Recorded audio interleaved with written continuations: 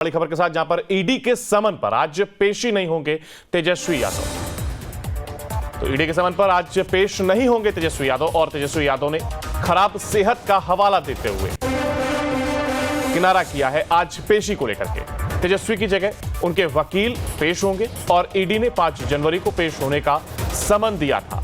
Land for job मामले में यह समन दिया गया था। हालांकि उनकी ओर से खराब सेहत का हवाला दिया गया और इसके बाद अब जो तेजस्वी के वकील है उनकी पेशी होगी। लैंड फॉर जॉब मामले में समन दिया गया था ईडी के द्वारा। ईडी के समन पर आज पेश नहीं होंगे तेजस्वी यादव। तेजस्वी यादव ने खराब सेहत का हवाला दिया है और इसी के चलते तेजस्वी की जगह अब उनके वकील पेश होंगे। ईडी ने 5 जनवरी को पेश होने का समन दिया था और लैंड फॉर जॉब का यह मामला था जिसको लेकर के ईडी के द्वारा समन भेजा गया था। आज ये पेशी होनी थी मगर तेजस्वी यादव आज पेश नहीं होंगे। खराब सेहत का उन्होंने हवाला दिया है और इसी वजह से तेजस्वी के जो वकील हैं वो आज पेश होंगे।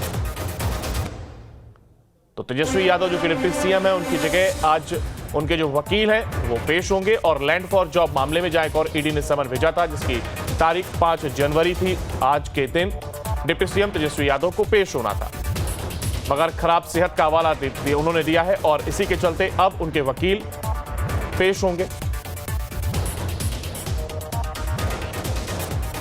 लैंड फॉर जॉब का यह पूरा मामला बताया जा रहा है। जॉब के बदले जमीन ली गई है, यह पूरा मामला था जिसको लेकर के सवाल जवाब होने हैं और इसी को लेकर के ईडी ने उन्हें समन भी दिया था।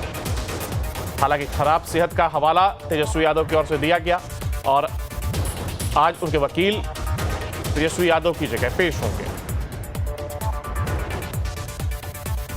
तो ईडी के समन पर आज फिलहाल पेश नहीं होंगे तेजस्वी यादव। हालांकि उनकी जगह उनके वकील पेश होंगे और उन्होंने खराब सेहत का हवाला दिया है जिसकी वजह से वकील आज पेश होंगे और 5 जनवरी को पेश होने का समन ईडी की ओर से जारी किया गया था। लैंड फॉर जॉब का यह पूरा मामला है।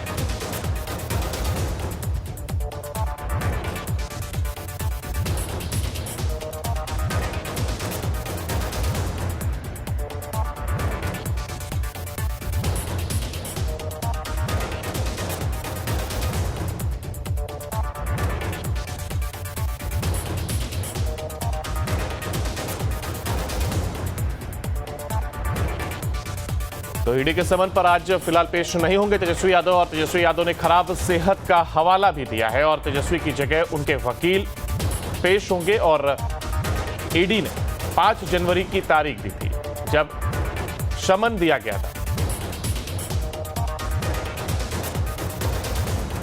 और इसी खबर पर हमारे साथ हमारे संवाददाता उत्कर्ष लाइव जुड़ गए हैं। उत्कर्ष, देखिए ईडी का समन था, आज डिप्टी सीएम तेजस्वी यादव को पेश होना था मगर खराब सेहत का हवाला दिया गया उनकी ओर से।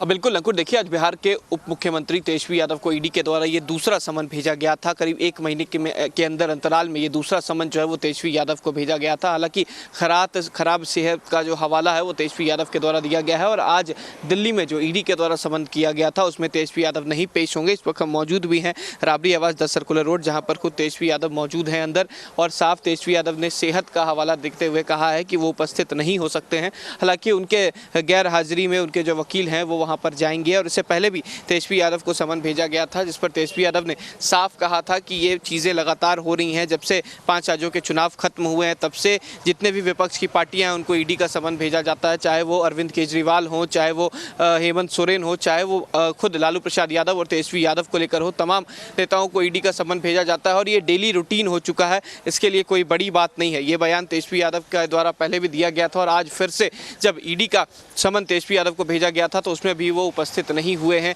लालू यादव की बात की जाए तो लालू यादव को भी समन भेजा गया था पिछले महीने, लेकिन लालू यादव भी अपने सेहत का हवाला देते हुए वो उपस्थित नहीं हुए थे। और आज तेजस्वी यादव को जब ईडी के द्वारा बुलाया गया था, लैंड फॉर जॉब मामले में समन हुआ था तो उसमें भी पेश नहीं हुए। तो कहीं ना कहीं ये बात साफ हो रही कि अगर इस तरीके की स्थितियां रही तो कहीं ना कहीं जो सीबीआई और ईडी जो है वो कई एक्शन भी ले सकते हैं, मुश्किलें भी बढ़ सकती हैं। लेकिन फिलहाल अभी जब तेजस्वी यादव को आज जाना था तो तेजस्वी यादव नहीं गए, उपस्थिति जो है उनकी दर्ज नहीं हुई है। हालांकि हालांकि उनके वकीलों के द्वारा उनकी दलीलें जो हैं वो रखी गई हैं कि उनका सेहत जो है काफ़ी ठीक नहीं है, स्वस्थ नहीं है, इस वजह से वो दिल्ली नहीं पहुँच पाए। अंकुर, वहीं उत्कर्ष जी, कहा जा रहा है कि उनकी ओर से उनके वकील पेश होंगे, तो ऐसे में क्या समय भी तय किया गया है जब उनके वकील ईडी दफ्तर पहुंचेंगे?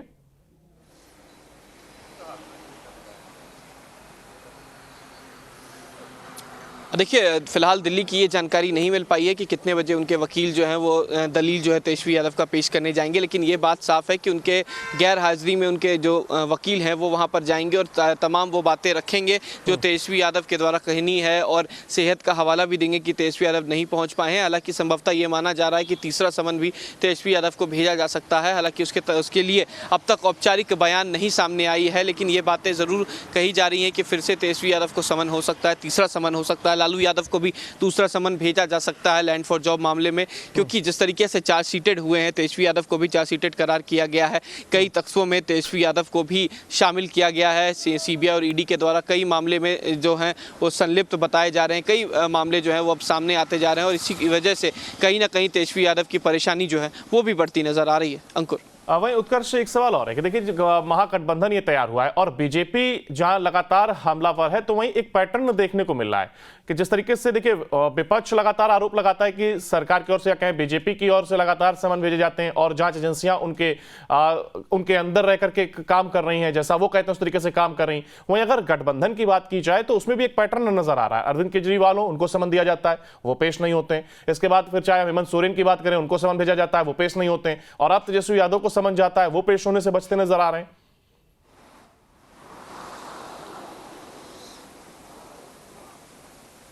बिल्कुल, देखिए, कई ऐसे बड़े नेता हैं विपक्ष के जिनको समन भेजा गया है जो अब तक पेश नहीं हुए हैं, चाहे वो दिल्ली के मुख्यमंत्री हो, झारखंड के मुख्यमंत्री हो, बिहार के पूर्व मुख्यमंत्री हो या बिहार के उप मुख्यमंत्री हो। ऐसे कई बड़े चेहरे जो हैं जिनको समन भेजा गया ईडी के द्वारा, लेकिन वो पेश नहीं हो रहे। और हेमंत सोरेन की बात की जाए तो करीब 5 से ज़्यादा समन भेजे जा चुके हैं, लेकिन उसके बाद भी वो पेश नहीं हुए।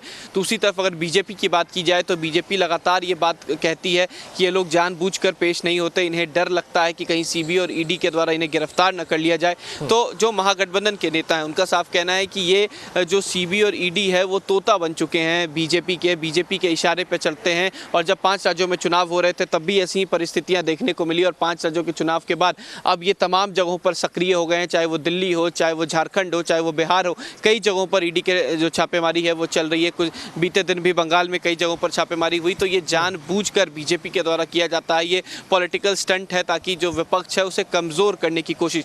ये तमाम बयान जो ये तेजस्वी यादव के द्वारा भी दिए गए थे। पिछले बार जब दिल्ली से वापस पटना लौट रहे थे तो उन्होंने साफ कहा था ये कोई बड़ी बात नहीं है, हमें पहले से पता था कि जब 5 राज्यों के चुनाव खत्म होंगे उसके बाद सीबीआई और ईडी जो है वो विपक्ष के नेताओं के पीछे लग जाएगी।